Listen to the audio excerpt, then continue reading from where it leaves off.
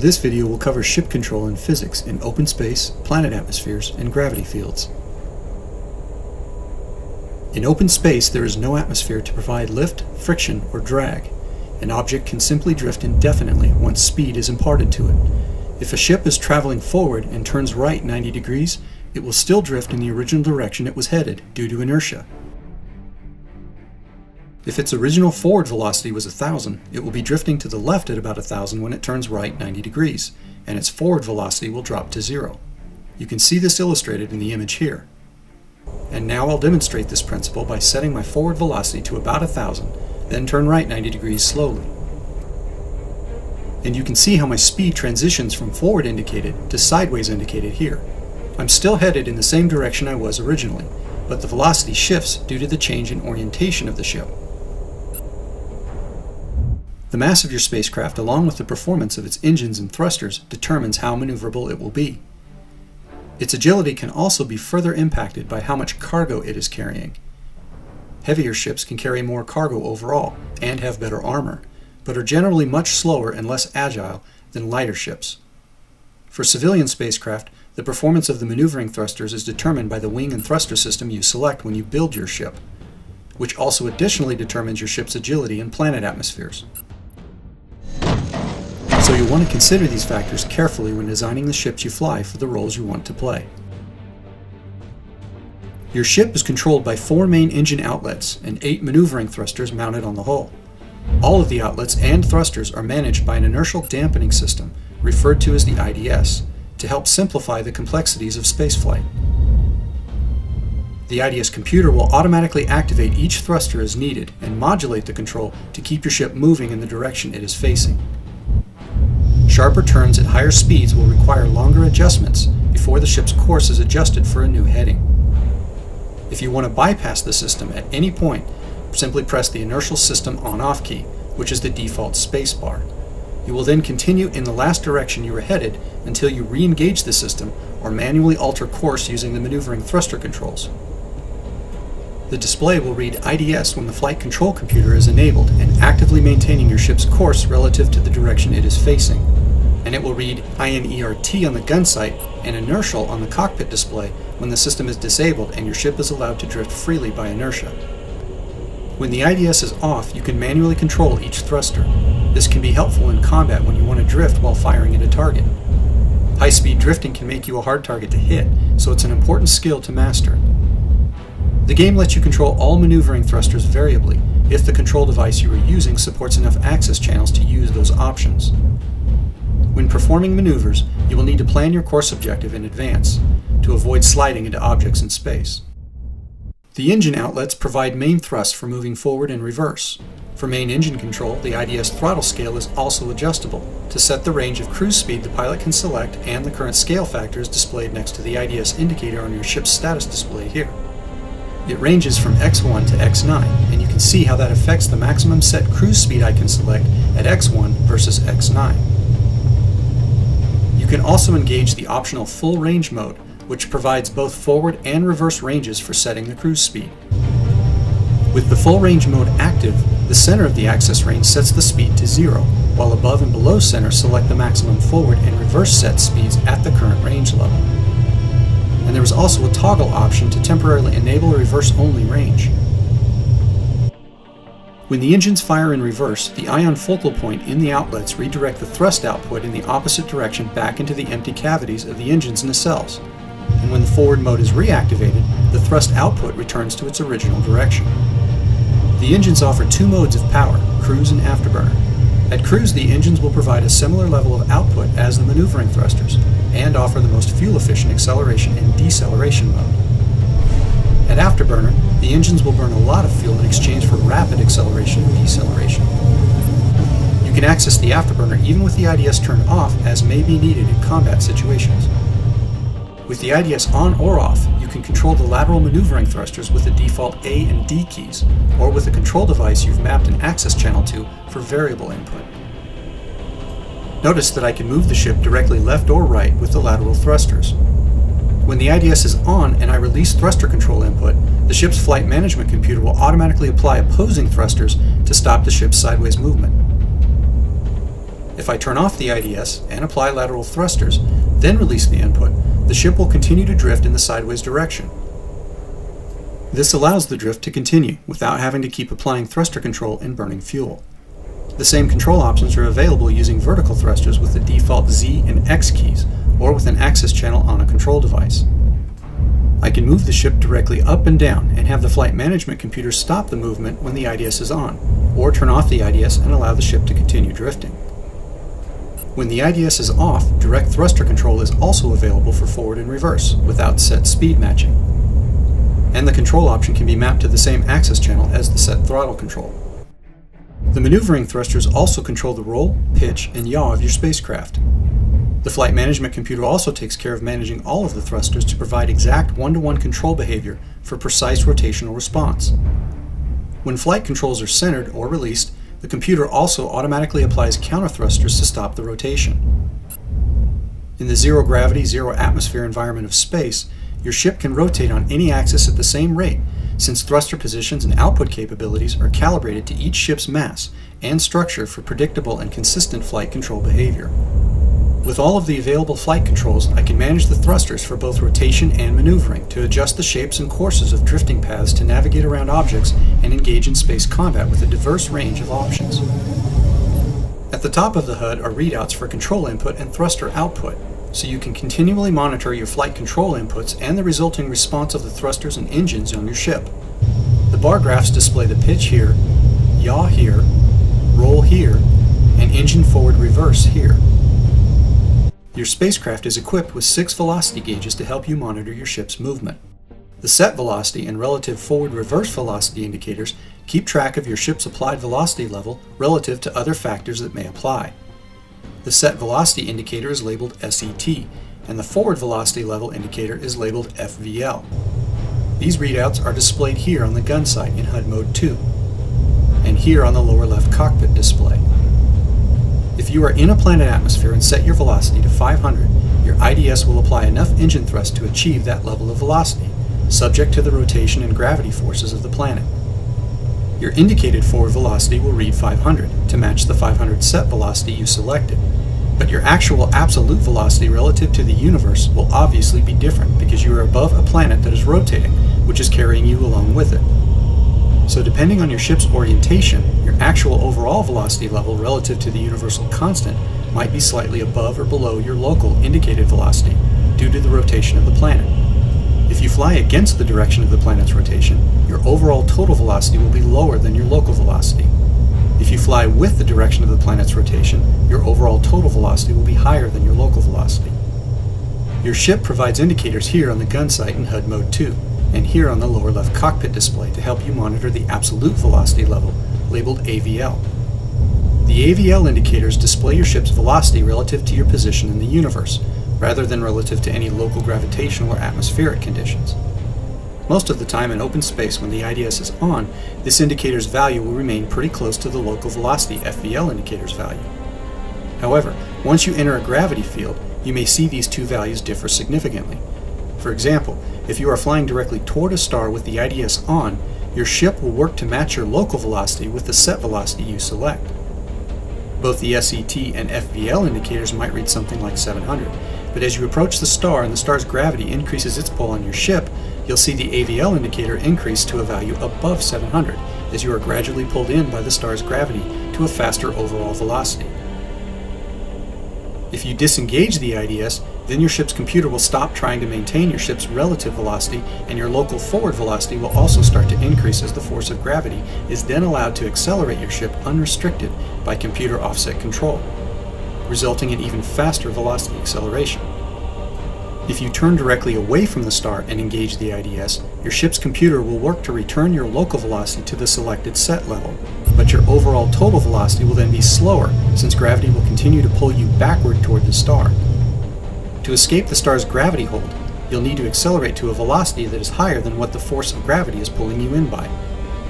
The HVL and VVL indicators here on the gun sight in HUD Mode 2 and here on the lower left cockpit display show your ship's horizontal velocity level and vertical velocity level respectively. The horizontal velocity level is how fast your ship is traveling left and right relative to its current orientation, while the vertical velocity level is how fast it is traveling up and down relative to its current orientation. You'll see these values change if your ship is moving and you change its orientation relative to the direction it is moving. If your ship is being pulled at an indirect angle by gravity, you'll also see the horizontal and/or vertical velocity indicators change value as well. The gravity velocity level indicator, or GVL, will help you determine how much of an effect gravity is having on your ship's trajectory. The GVL indicator is displayed here on the gun sight in HUD Mode 2 and here on the lower left cockpit display. The gravity indicator displays the level of velocity your ship is being pulled in by. It is not a force factor indicator. This is an important distinction, as it lets you know what actual velocity offset effect gravity is having on your ship, rather than just how much it is pulling it in by. So if your GVL indicator reads 500, you can maintain a fixed location by turning away from the object generating the gravity and setting your FVL velocity to the same 500 level. Select a faster velocity level to pull away from the object generating the gravity. Using all of these velocity indicators will help you maintain situational awareness of how your ship is being affected by environmental conditions around you, giving you the ability to formulate flight paths to perform maneuvers and stay safe in dangerous high-gravity environments. The small box on the HUD now located in the center of the gun sight is the flight path marker, or FPM. This indicator keeps track of where your ship is heading and will be visible as long as you are flying in a mostly forward direction. You can see that as I turn with the IDS off, the FPM continues to point in the original direction the ship was headed. If I line up the FPM with a point in space, such as the station, I can disengage the IDS and continue to drift toward that point while performing turns. You can see that even with the IDS on, the FPM tells me where my ship is headed as the thrusters work to adjust my course for the new directions I'm pointing the ship toward. At higher speeds, this can be particularly useful when navigating around objects and structures to avoid colliding with them. For 360-degree visibility, the FPM is also displayed on the 3D radar at the bottom here. A pathway tunnel is also displayed in HUD Mode 2 to provide an additional indicator. The lines and numbers on each side of the HUD make up the pitch ladder. It tells you what angle the nose of your ship is at relative to the galactic ecliptic. Numbers above 0 are positive pitch, numbers below 0 are negative pitch. You can see how it moves around as I pitch the ship. And I can quickly level the nose of my ship by centering the ladder at 0. Small guides are displayed on each side of the gun sight to help with alignment. Most structures in Evochron are oriented with the galactic ecliptic, so the pitch ladder can help you align your ship with some objects such as stations and carriers. At the top center of the HUD is the compass. It provides the heading of your ship, again relative to the galactic ecliptic. The compass, in conjunction with the pitch ladder, can help with activities like station gate docking, lining up with waypoints during patrol contracts, and locating cargo containers reported to you by crew members. You can see how the compass works as I turn to heading 180. And now we'll turn back to heading 0. Now I'll pitch over to heading 180 and roll the ship to be level. You can see how the pitch ladder helps me gauge both maneuvers. You can also see that with the IDS on, the ship works to constantly adjust the course to the orientation of the ship's nose. I can perform the same kind of maneuver with the IDS off from a level pitch and heading 0 orientation, and the ship continues to drift in the original direction. As soon as I turn the IDS back on, the ship will activate the engines and thrusters to adjust the direction the ship is traveling to align with the new orientation. I'll now further demonstrate how these velocity and flight control systems work together by flying into a planet atmosphere and close to a star. When entering a planet atmosphere, it's best to leave the IDS on due to the effects of atmospheric drag that can slow your ship down, which can cause it to stall and fall toward the terrain. Without forward momentum, your ship can't generate enough lift to counteract the effects of drag and friction.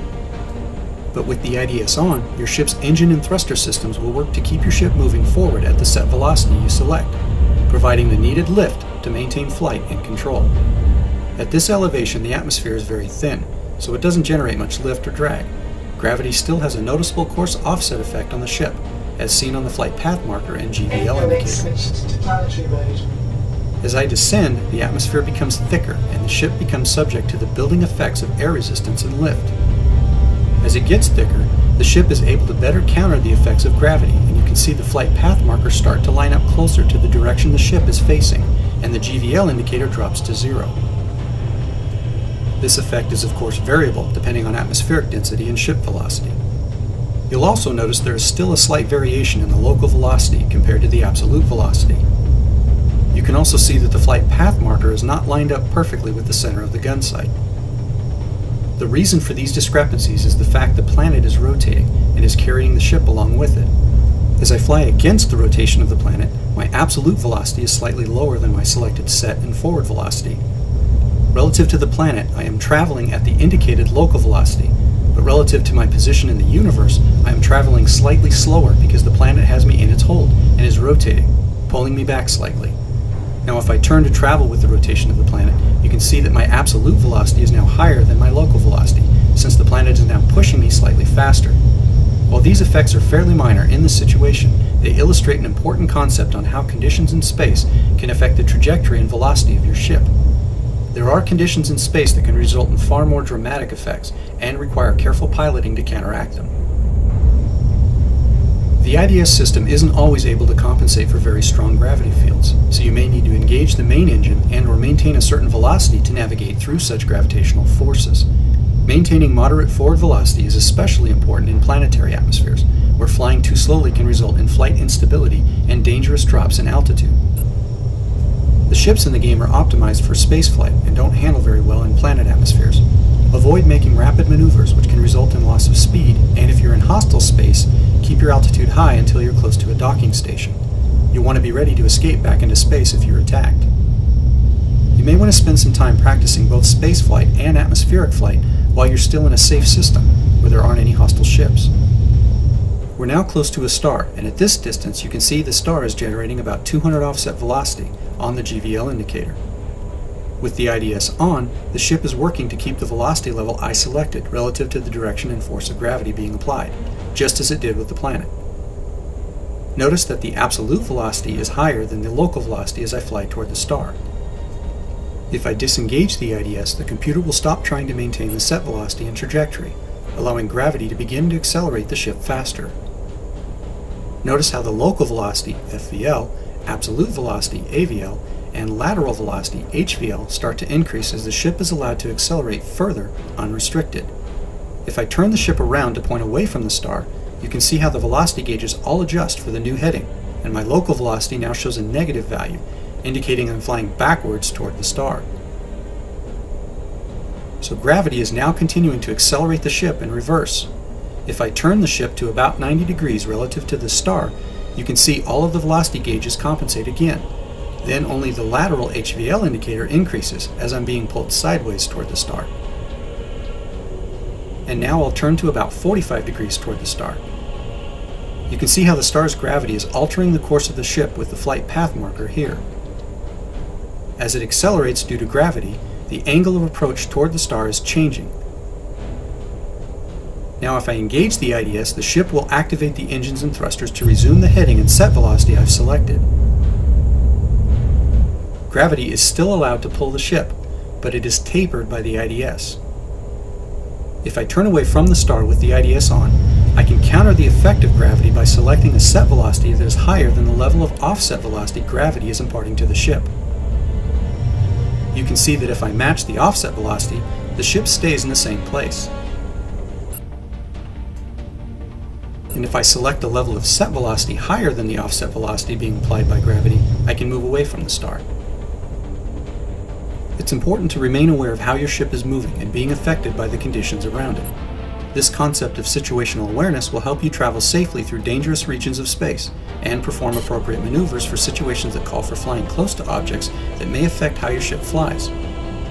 It is recommended that pilots spend some time practicing flight maneuvers in all environments, including zero-gravity open space, planet atmospheres, near moons, nebula clouds, asteroid fields, caves, and near stars. Different environments can have different effects on your ship, including loss of jump drive and weapon functionality, fuel use, visibility, sensor range, and agility. That concludes this video. For more information, review the instructions included with the game and visit Evochron.com.